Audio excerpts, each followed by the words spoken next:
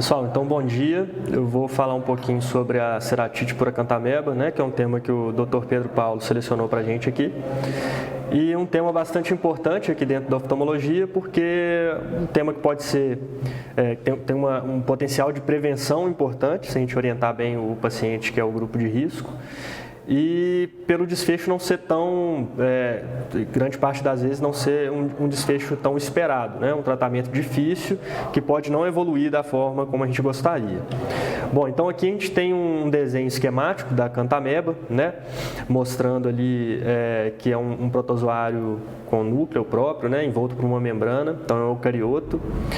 Basicamente na natureza tem duas formas principais, a forma de trofozoito e a forma cística, né? Sendo que a forma cística é a forma de resistência na natureza, enquanto que a forma trofozoíta é a forma de reprodução, de multiplicação, né, de alimentação e de locomoção desse protozoário. Bom, existe uma predisposição da acanthameba pela córnea, né?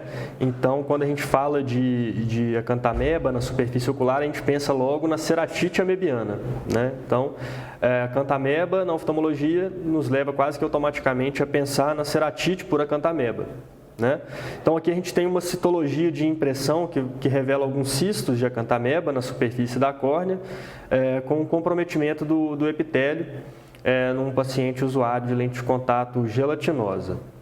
Bom, é um protozoário que ele tem como ambiente natural os ambientes úmidos, repletos de bactérias ou fungos, né, já que ele se alimenta de bactérias e fungos. Então, os estojos de lente de contato gelatinosa e as lentes de contato gelatinosas se tornaram, dentro da oftalmologia, um bom meio de cultura, né, para a acanthameba. Então, por esse motivo, os pacientes usuários de lente de contato são os principais, fazem parte do principal grupo de risco do desenvolvimento da ceratite por acanthameba, né?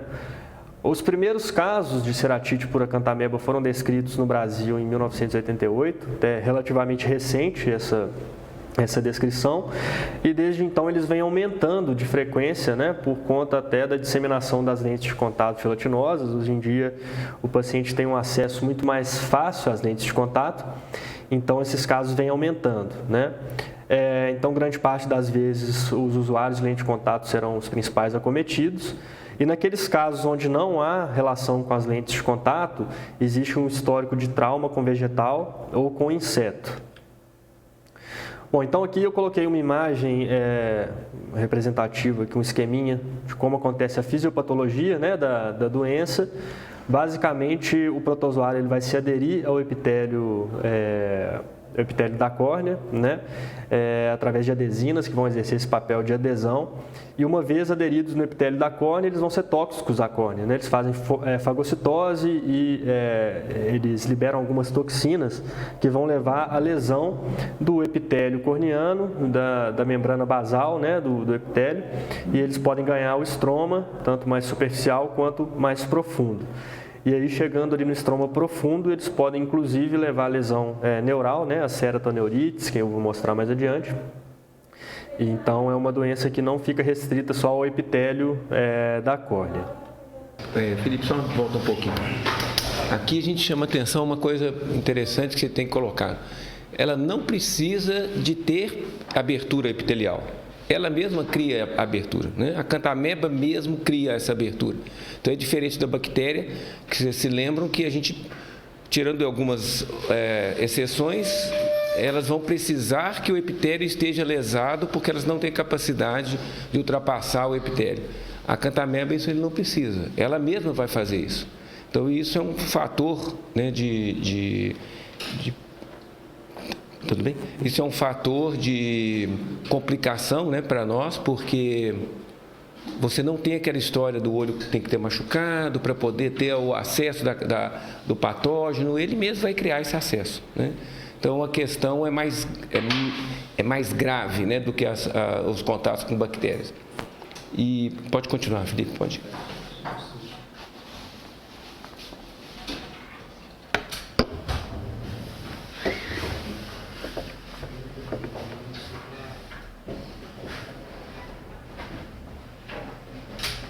Bom, então o paciente vai chegar para a gente na na primeira avaliação oftalmológica, geralmente com sinais inespecíficos, né? Na maioria das vezes unilaterais, apesar de terem sido descritos casos bilaterais. Geralmente com sintomas de intolerância ao uso das lentes de contato, né? Um ardor, lacrimejamento, fotofobia, embaçamento visual, então são sintomas bem inespecíficos. E algumas vezes, em até 50% dos casos, a dor ela vai ser desproporcional aos achados clínicos, né? Então o paciente ele refere uma dor intensa, e quando a gente vai avaliar, a gente não consegue identificar nada ali no exame biomicroscópico que justifique essa dor tão intensa que ele refere, né? Então existe essa desproporção da dor com os achados clínicos. E os sintomas eles podem ser intermitentes. Isso aqui é interessante porque às vezes o paciente chega no primeiro momento com esses sinais inespecíficos, né, com sintomas inespecíficos, e o médico vai tratar aquilo ali direcionando para um outro diagnóstico diferencial. Muitas das vezes, a despeito do tratamento bem feito ou não, do tratamento específico ou não, o paciente vai melhorar, né? Então o médico acredita que fez o tratamento correto, o paciente também, e aí daqui a uns dias aquilo volta. Então, na verdade, isso faz parte do curso natural da doença. São sintomas que podem ser intermitentes. Nem sempre eles vão iniciar e continuar durante todo o curso da doença. Aí, 2 comentários. Primeiro, só lembrando, as lentes que a gente fala aqui, a gente está pensando muito em lente gelatinosa, né? A chance de você ter uma infecção de acanthomeba por lente rígida é muito pequena, porque o ambiente da lente rígida não é favorável ao crescimento, né? A não ser que você tenha lentes muito antigas, que a superfície esteja muito já lesionada, então com sulcos na superfície, onde o protozoário vai se instalar. Diferente das lentes gelatinosas, em que você tem um meio muito propício, ela é úmida, ela está quentinha, né, em contato com o olho, ela está no escuro da caixinha, né, durante a noite. Então ela é uma malha que tem microporos, né, milhares de microporos, e é ali naquela malha que eles vão se instalar.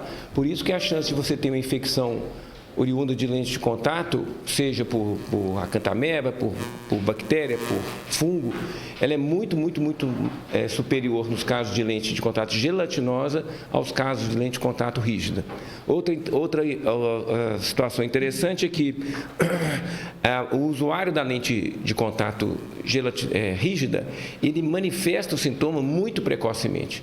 Então, qualquer lesão epitelial torna a lente intolerável.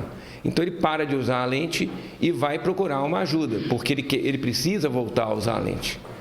Diferente da lente gelatinosa, em que a própria lente gelatinosa funciona como se fosse um curativo para aquela doença. Tanto é que nós usamos a lente gelatinosa terapêutica para pacientes que têm epiteliopatia. Então, o paciente está com dor por alterações epiteliais, você coloca uma lente terapêutica nele e acalma o processo. Então, o processo é igual. Você está com um machucado, já está com uma lesão, mas a própria lente dá uma acalmada nesse processo. Isso é ruim. Então, geralmente, o usuário da lente gelatinosa ele vai procurar ajuda mais tarde, o usuário da lente rígida vai procurar ajuda muito rapidamente. Seja porque a lente está intolerável, né? Ou porque ele precisa colocar a lente de novo. Então, ele vai procurar uma ajuda. Outra coisa importante é essa questão da dor. Eu diria que é mais de 50%. Eu acho que é um fator muito importante, muito significativo. Dor é pessoal, cada um tem a sua intensidade, mas evidentemente a dor da acanthomeba é desproporcional. Você vê uma lesão que não é tão intensa, mas ela dói muito. O paciente tem uma face de sofrimento, né? Ele tem uma face de sofrimento. Você percebe no paciente que aquilo ali não é um exagero, não é nada, ele está realmente sensível, né? Então, isso é uma característica diferente de alguns casos que você vê. Semana passada, quando eu estava saindo, que nós vimos aquele abscesso, operou ou não operou o abscesso, aquele da semana passada, que você me mostrou no pronto-socorro? Qual? Eu estou lembrando. Não, você estava no pronto-socorro, né, que eu estava saindo, chegou um rapaz que tinha tido um trauma com corpo estranho e chegou aqui com um abscesso corneano. E ele operou? Operou. Ele tinha dor? Não. A córnea estava desmanchando e ele não tinha dor, né? Desmanchando. Então, talvez porque a destruição tenha sido tão intensa que até a parte sensibilidade da córnea já foi comprometida. Aqui não. Você vai ver uma lesão relativamente pequena e uma dor muito grande, muito importante, né? Então, são fatores que a gente tem que pensar. Bom, em relação aos achados clínicos, né, nesse primeiro momento, o paciente pode chegar com edema palpebral, blefaroespasmo, inflamação perilimbar, né, ou hiperemia ocular generalizada. A córnea pode estar mais afinada, o epitélio pode estar íntegro ou ulcerado. Existe a possibilidade de neovascularização corneana, né? Em alguns casos mais raros, até reação de câmara anterior, inclusive com formação de hipópio. Alguns outros achados clínicos, eles fazem a gente pensar um pouquinho mais especificamente na acanthameba, apesar de não serem patognomônicos, né? Os pseudodendritos, que simulam aqueles dendritos do herpes simples, principalmente, com algumas diferenças. A ceratoneurite, que é quando já tem a infecção do estroma mais profundo, com acometimento neuronal. E a infiltração estromal em forma de anel, que apesar de não ser patognomônica, é sugestiva, né? A ceratoneurite, alguns autores colocam isso como sendo patognomônico dos usuários de lente de contato. Aqui tem algumas imagens, não sei se vai dar para ver muito bem. Essa primeira aqui são os pseudodendritos, né, que simulam os dendritos da infecção por herpes, né, mas não tem aqueles bulbos terminais, tem uma morfologia um pouco diferente. Aqui esse infiltrado radial, aqui, mostrando uma ceratoneurite, né, o acometimento neuronal. E aqui o infiltrado estromal em forma de anel, que é bem sugestivo da doença.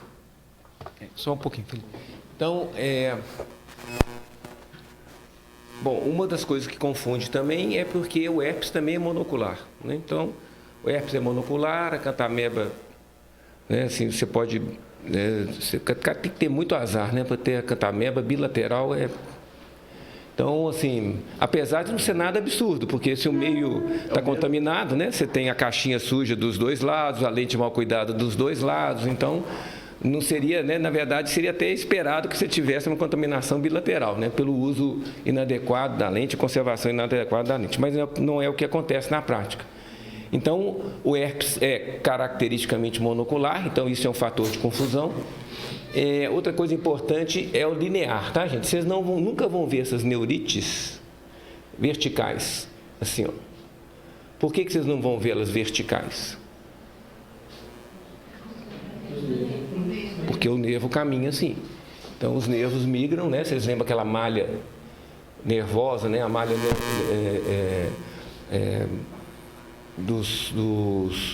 das terminações nervosas da córnea, elas vêm assim, né? Então, eles vão ter que seguir essa malha.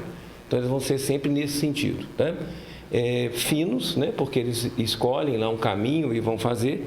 Essa é o anel, né, imunológico. Nós já vimos essa imagem outras vezes, fora das aulas de acanthameba.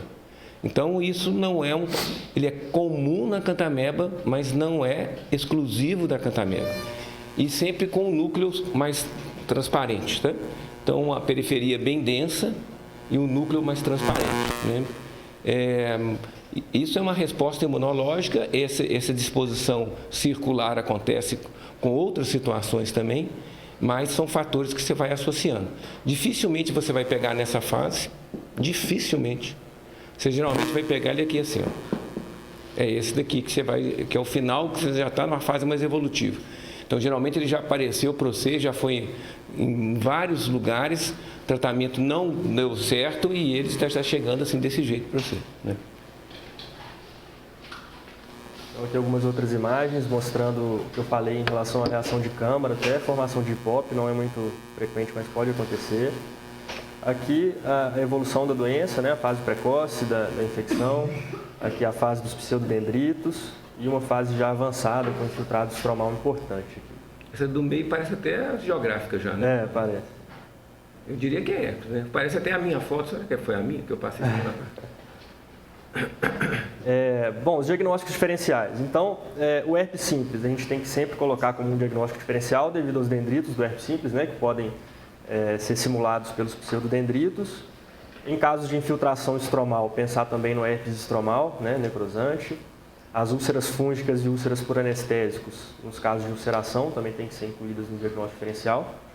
E o diagnóstico de acanthameba ele deve ser afastado em todo paciente usuário de lente de contato, com ceratite a esclarecer, né, uma ceratite que não tem um quadro muito específico, ou quadro de herpes que não responde ao tratamento correto. Então, aquele quadro de herpes que você está tratando não responde de jeito nenhum, mesmo com o tratamento correto, a gente tem que colocar a cantameba como um diagnóstico diferencial.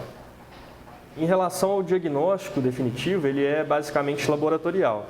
Vai ser feita a coleta do material por raspagem, né, da córnea, e esse material vai ser enviado para o laboratório por exame direto e semeadura nos meios de cultura.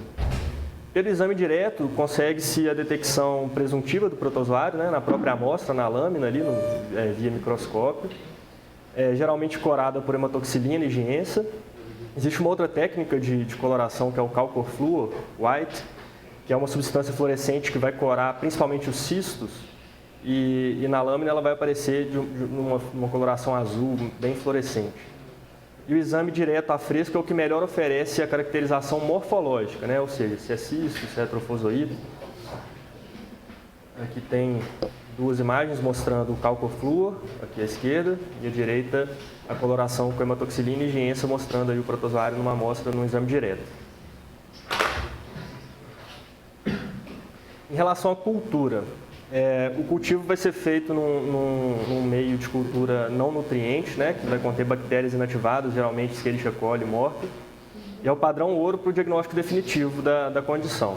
Tem uma imagem aqui mostrando um meio de cultura semeado pela cantameba, então é a melhor forma de dar o diagnóstico definitivo dessa patologia. Tem um exame que nós não temos muito acesso, mas é muito interessante, que é a microscopia confocal. Na microscopia confocal, você também pode visualizar os cistos, né?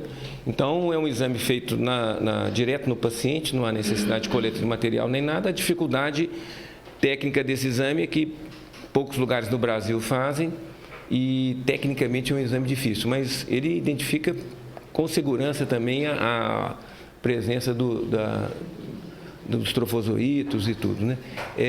Aqui parece que o Humberto Abraão faz o estudo da lâmina, raspado, né? Não sei se outros laboratórios fazem. Não é fácil, não é fácil. É frustrante, na verdade, né? Geralmente o raspado vem sem achados característicos. É mais uma frustração no tratamento, né? Mas tem que ser tentado. Eu sei que Humberto Abraão faz análise da lâmina. Eu imagino que ele faça também cultura, mas eu não sei. Tem que pedir. Mas ele faz o exame a fresco, né? Você faz o raspado, manda a lâmina para ele vai fazer o exame a fresco, né? Provavelmente deve fazer cultura, mas não tenho certeza. Bom, então a microscopia e a cultura são os mais utilizados aí na nossa prática, né, para fazer esse diagnóstico.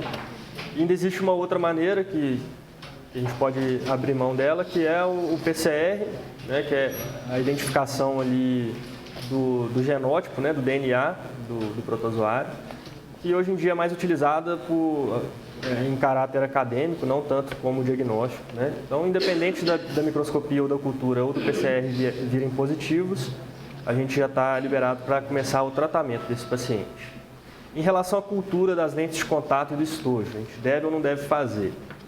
Bom, sempre que possível, né, assim como em todas as outras ceratites infecciosas, é importante levar o material que a gente tiver, né, as lentes de contato, o estojo, mas uma vez que seja confirmada, né, a presença do micro-organismo aqui nessas lentes de contato e nos estojos, não necessariamente o paciente está contaminado, está infectado, né? Então, é importante para direcionar o diagnóstico, mas nem sempre vai firmar o diagnóstico só com a cultura das lentes de contato e dos estojos, né? Outra coisa, só para lembrar a respeito da lente de contato, é o seguinte, gente.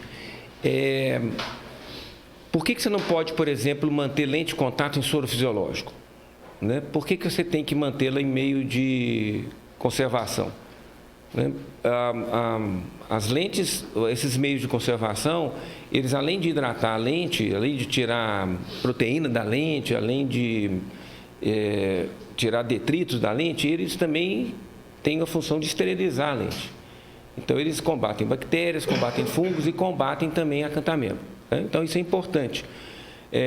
Não é raro você ver pessoas que estão desenvolvendo alergia a produtos de conservação da lente, passar a usar a lente só no soro. Eu coloco só no soro, com a sensação de que aquele líquido que você está usando é simplesmente para manter a lente hidratada. E, na verdade, não é. Então, você pode ter uma contaminação do próprio soro. Quem usa soro em lente de contato sabe que a prática é o seguinte: você compra o vidrinho do soro e aquele vidrinho dura uma quantidade de tempo. E você tem a tendência de comprar o de 500 ml, que é mais barato que o do 250, então vou comprar o de 500, que é mais barato. Só que o 500 custa acabar. Então, ele fica lá no banheiro, sem tampinha ou com uma tampinha mais ou menos, aquilo ali, lógico que está contaminado, não tem dúvida, né? Então, aquele é um fator. Então, manter as lentes de contato em soro fisiológico, simples, o paciente tem que estar alertado que ele pode até fazer isso, mas ele tem que estar sabendo que ele está fazendo errado. Outra coisa que acontece é você, num ambiente que você não tem o soro, não tem o líquido de conservação, você colocar água. Ah, eu coloquei água de torneira, eu coloquei água filtrada, eu coloquei água de qualquer lugar. Então, isso é um outro fator, né? A água de Belo Horizonte, da Copasa, é uma água muito bem tratada, porém, a caixa d'água do seu prédio, você não garante nada. Você está num ambiente que você não tem água de cidade, que tem água tratada, você não garante nada.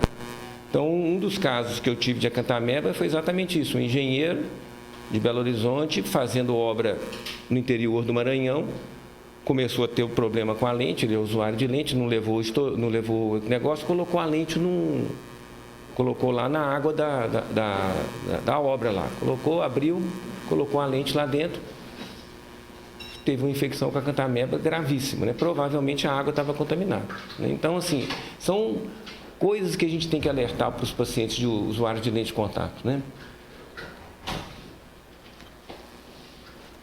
Bom, em relação ao tratamento. O tratamento ele é tanto melhor quanto mais precoce for instituído, né? Os estudos falam que até 4 semanas do início dos sintomas, do início do quadro, o tratamento ele oferece um prognóstico um pouco melhor. Independente da fase que a gente pegar esse indivíduo, o tratamento vai ser com bastante agressividade, muita frequência dos colírios. Na fase epitelial, a gente pode fazer o debridamento antes de entrar com os antiemedicidas tópicos, mas sempre com muita frequência, né? Os colírios vão ser usados com alta frequência. Tem que ter um cuidado, porque esses colírios, em sua maioria, são tóxicos à córnea, então a gente tem que acompanhar esse doente bem de perto para evitar que a gente piore a situação dele, né? E a resposta é bem lenta do tratamento, então tem que ter paciência, porque a gente vai ver que ele vai durar por várias semanas esse tratamento. Basicamente, a gente tem 2 classes de medicações que são utilizadas como tratamento específico, que são as diaminas aromáticas e os antissépticos catiônicos. Aí entra a neomicina aqui como um aminoglicosídeo que pode ser usado como ajudando ali nesse tratamento inicial, né, mas nunca como tratamento principal. Então, a gente vai usar sempre as medicações específicas, né, uma diamina e um antisséptico catiônico em geral. Então, a gente vai associar as 2 drogas, uma de cada classe. Então, as diaminas são a propamidina e a hexamidina, 0,1%, e os antissépticos catiônicos, a biguanida e a clorexidina, 0,02%. Não tem nenhuma comprovação de um tratamento efetivo que seja monodroga. Geralmente, são sempre associadas 2 drogas aí nesse tratamento. Então, a gente vai associar, num primeiro momento, a propamidina com a biguanida, né? São colírios que devem ser manipulados, porque não tem aprovação no Brasil para tratamento de ceratite por acantameba com essas 2 classes de medicação. Então, é sempre interessante a gente informar o paciente, né, sobre essa condição, solicitar ali, sempre que possível, a assinatura do termo de consentimento. Em alguns casos, os antifúngicos tópicos eles estão sendo usados, né, com alguma frequência um pouco menor, mas somente em casos de não resposta ao tratamento específico, nunca como terapia de primeira linha. Em relação aos corticoides tópicos leves, né, eles podem ser usados, devem ser usados? Bom, geralmente eles podem ser introduzidos de maneira parcimoniosa, né, com a frequência reduzida, principalmente depois das 2 primeiras semanas de tratamento específico. Isso se aquele quadro ainda estiver muito inflamado e sempre depois de um período de melhora dos sinais e dos sintomas, né? Bom, isso aqui é uma atualização relacionada à ceratite por acantameba, que foi publicada no Arquivo Brasileiro de Oftalmologia, onde eles sugeriram ali uma diretriz para tratamento e colocaram aqui a propamidina e a biguanida como sendo primeira linha, usando esses colírios de 30 em 30 minutos nas primeiras 12 horas, depois a gente vai espaçar para hora em hora por 3 dias, né? e reduzir essa frequência de acordo com a resposta clínica, como a gente faz em qualquer tipo de ceratite, né? Vai acompanhando o paciente e vai reduzindo essa frequência de acordo com a resposta dele. Mas sempre por período bastante prolongado. São colites que a gente vai usar por muito tempo. E aqui a neomicina, a 1%, pode ser usada aí também como um adjuvante nesse tratamento inicial, de 3 em 3 horas, no período inicial, e sempre suspender ela antes das outras medicações, porque ela tem um potencial lesivo à córnea bem grande. Eles colocaram aqui também o cetoconazol 200mg via oral, 12 em 12 horas, né? Ou seja, 400mg dia, por 15 dias, como sendo também um agonista do tratamento. Mas, basicamente, a propamidina e a biguanida vão estar sempre empregadas nesse tratamento inicial. Em relação ao segmento... Você conseguiu ver se aqui em Belo Horizonte, onde é que faz isso? Não, eu ia até perguntar, porque eu não sei. Eu estou até abrindo aqui a bulário aqui da Farmeds. A Farmeds, por exemplo, não faz nada disso. Pois é. Isso aqui, ciclovir.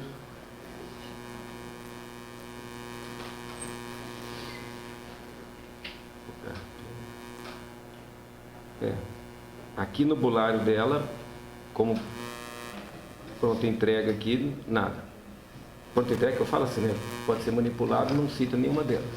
Isso é uma dificuldade grande.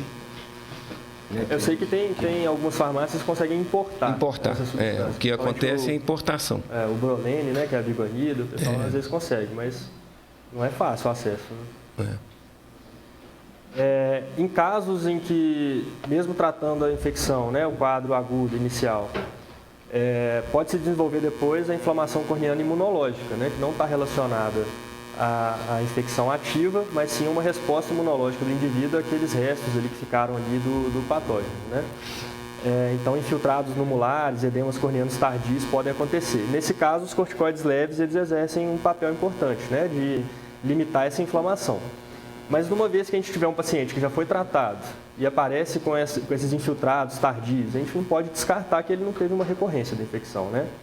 Então, sempre realizar a cultura novamente nesses casos, antes de entrar com o corticoide ali, para a gente ver se realmente é um infiltrado imunológico ou se é uma lesão, uma infecção reativada, né? O corticoide sistêmico pode ser usado se tiver uma esclerite associada nesses quadros.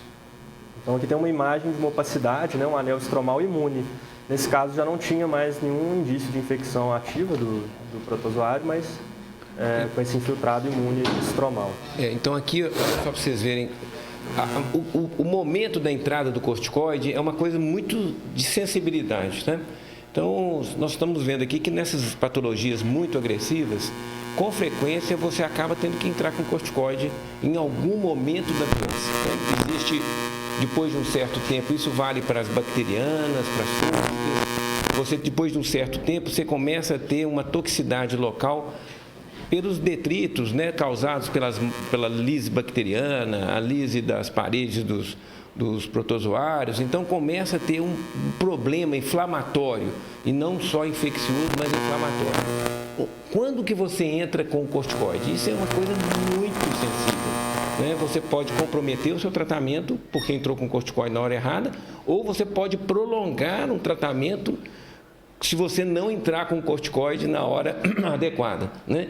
Então, o bom senso fala sempre tentar trabalhar com corticoides de superfície, sempre tateando muito essa dose, início muito leve, 1, 2 vezes por dia no máximo, um paciente que você tenha controle dele, quer dizer, você pode vê-lo em 24, 48 horas para ver para onde que está caminhando esse processo, né? Você não pode simplesmente prescrever um corticoide numa sexta-feira e você só vai com certeza ver esse paciente na segunda ou na terça.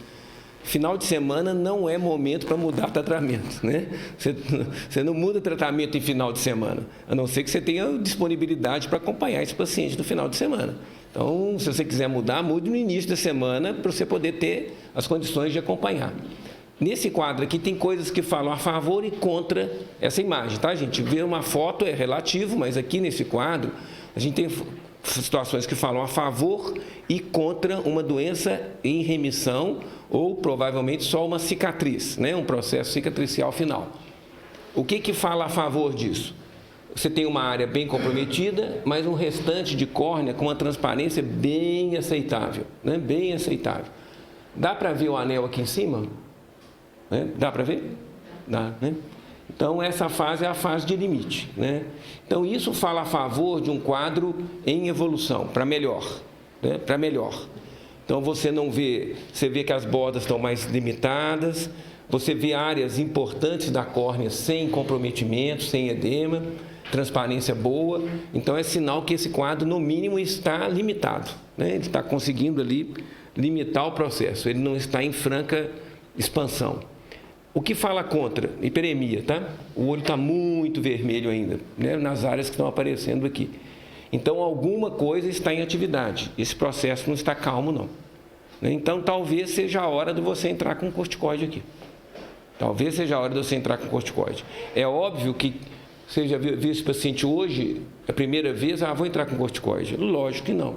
Isso é um processo de acompanhamento, né, de você perceber as melhoras e perceber que de um ponto para frente as coisas não caminharam mais. Pronto. Melhoraram rapidamente ou melhorou até aqui, daqui para frente está aquela coisa indolente que não resolve. Então, talvez seja o momento de você entrar com corticoide aí. Com aquelas considerações, dose baixa, corticoides de superfície, pouca penetração ocular, porque você não precisa, você está tratando com superfície, e paciente sob controle, né? 24, 48 horas, você tem que estar com esse paciente na mão para saber para que lado que foi essa história, né? Ok. Bom, em relação ao transplante de córnea, esse transplante ele pode ser tentado depois da falha completa do tratamento tópico, né? E não existe aí um período de segurança estabelecido muito certinho para a gente fazer esse transplante, né? Classicamente instituiu-se aí 6 meses, entre 4 a 6 meses pós-infecção, né? O início da infecção, para a gente tentar esse transplante, mas não tem nada muito na literatura aí colocado como período correto para a gente fazer isso não. Em outro caso, a gente pode tentar o transplante, são as complicações, casos de midríase, sinéquia, catarata, glaucoma, ou seja, a infecção está levando a complicações secundárias importantes, a gente pode tentar o transplante também. Bom, isso aqui é um artigo que eu achei de 2015, uma das coisas mais recentes que eu achei em relação ao tema. Foi publicado na Europa e eles colocam aqui como sendo, basicamente, eles chegam às conclusões que a gente já falou aqui anteriormente, né? Que não existe tratamento com uma droga só, que seja efetivo. Eles colocam aqui a frequência um pouco diferente do que foi proposto pelos arquivos brasileiros aqui. Eles colocam de hora em hora nos primeiros 3 dias e depois a gente vai espaçando isso aí de 3 em 3 horas e vai acompanhando a evolução. Pelo menos 2 semanas de tratamento são necessárias para a gente conseguir observar uma resposta, né? E na maioria das vezes esse tratamento ele não vai ser menor do que 1 mês, pelo menos de 3 a 4 semanas de tratamento nos casos que respondam bem, né? E tem relatos de casos até de 1 ano de tratamento, né? De 6 meses a 1 ano. Esse estudo ele colocou aqui a clorexidina junto com a biguanida, que são da mesma classe, né? Mas como tendo uma resposta boa no tratamento das infecções por acantameba, né? Apesar de não serem de classes diferentes, elas pegam tanto cisto quanto trofozoíta e tem uma atividade bacana aí nesses quadros. Em casos de infecção persistente, né, com inflamação, a gente pode entrar com o corticoide de uma maneira parcimoniosa, né? E o transplante de córnea como sendo aí a última tentativa depois que todas as terapias tópicas falharam, né? Bom, então, vamos ver aqui os dramas, né? Você tem que convencer o paciente e se convencer que você vai usar 2 semanas, 15 dias para ver se está certo. Para você ver se está certo, né? Você não tem certeza, o paciente sofrendo, você fala assim, meu filho, você vai comprar uma droga difícil de comprar, cara, não começar com essa droga, e antes de 15 dias, 2 semanas, eu não sei se nós estamos certos ou estamos errados. Quer dizer, é duro, né? Tomara que nesse período você já consiga ter feito um raspado, ter conseguido lá alguma visualização direta do trofozoíto, para você ficar mais firme na sua decisão, né? Porque fora isso, é uma decisão complexa, né? Então, você vai, pelo menos 1 mês para o cara começar a ter uma melhora. Então, a posologia, de hora em hora ou de 2 em 2 horas, inclusive à noite. Você não vai parar, não. É exaustivo, tá? É exaustivo para a família, é exaustivo para o paciente, é exaustivo, né? Então, esses são grandes problemas. 2 medicações, então tem aquela confusão de que colírio que usou, que colírio que deixou de usar, né? Vai sair de casa, tem que levar colírio com gelinho, com aquelas coisas todas. Então, é um negócio complexo, né? Complexo. Então, essa é uma questão.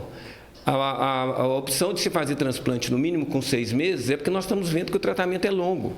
E você fazer um transplante de acantameba na fase aguda, isso aí é um risco tremendo que você está tendo. Primeiro, você não tem certeza se você tirou todos os trofozoítos da córnea. Segundo, que você pode passar uma infecção que está na córnea para dentro do olho. E você vai ter que entrar com corticoide no pós-operatório por causa do transplante. E o corticoide é uma contraindicação numa fase inicial do tratamento. Então, assim, é muito complexo, né? Então, uma vez que o quadro esteja definido, você está lá 6 meses tentando e não conseguiu, aí vale tudo, né? Ou fazer um transplante tardio com o objetivo de melhorar a transparência. Ficou uma cicatriz, você vai fazer um transplante. Mas aí é uma outra situação, isso é no mínimo 1 ano, 2, depois, o quadro totalmente corrigido, quer dizer, o paciente não tem mais dor, não tem infecção, e ele está disposto a tentar, tá? Porque geralmente eles não querem nem saber de tratamento mais. Estão exaustos, cansados, e o histórico dele é falar assim: deixa do jeito que está bom demais, né? Não vai enfrentar um transplante com chances de complicação como com todo transplante. É relativamente frequente você ter associado essas úlceras de longa duração, sinéquias posteriores, uma catarata. Então, são transplantes que você vai ter complicação pré-operatória e cirurgias complementares, talvez uma fasectomia, né, ou mesmo glaucoma pós-operatório. São situações que você tem que ter muito bom senso. Então, pensar em transplante em acantameba é a última solução, né? E aqui a questão do corticoide também, porque vai dar um conforto para o paciente, mas vai prolongar ainda mais o tratamento, né? Porque suprime a resposta imune e aí... Mas é aquela história, é o momento. Uhum. Tem um momento que é importante. Tem um momento que o corticoide é importante. Senão, se você não entrar, aí que o tratamento vai ser prolongado, porque a parte inflamatória vai começar a consumir os tecidos, né? Aí a inflamação está fora de controle. Então, o corticoide entra como fosse um controlador, né, da intensidade da resposta inflamatória. Porque toda inflamação também lesa tecido, né? Faz parte do jogo. Bom, eles colocam ainda aqui, eles citam um estudo interessante. Foi feita uma filogenia, né, um estudo filogenético que mostrou que evolutivamente a acantameba ela é bem semelhante às células humanas, né, assim, a filogenia humana. Então, existe uma dificuldade na produção de novas drogas justamente por essa questão, né? Porque aí acaba que essas novas drogas são lesivas contra o protozoário e contra o próprio indivíduo. Então, fica difícil de desenvolver novas drogas aí.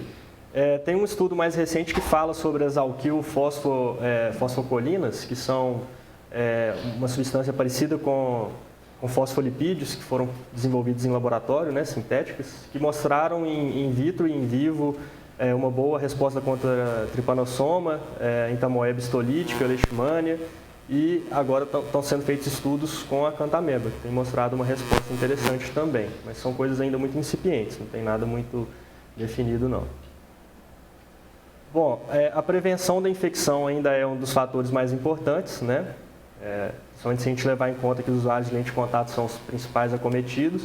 Então, sempre orientar esses pacientes quanto ao uso correto das lentes de contato, quanto à asepsia dessas lentes, né, a utilização do líquido correto e a conservação dessas lentes, né, e procurar precocemente um serviço oftalmológico frente a sinais e sintomas atípicos nesses usuários de lente de contato, para que o diagnóstico seja feito o mais precoce possível, né? Então, era basicamente isso aí. Muito bom.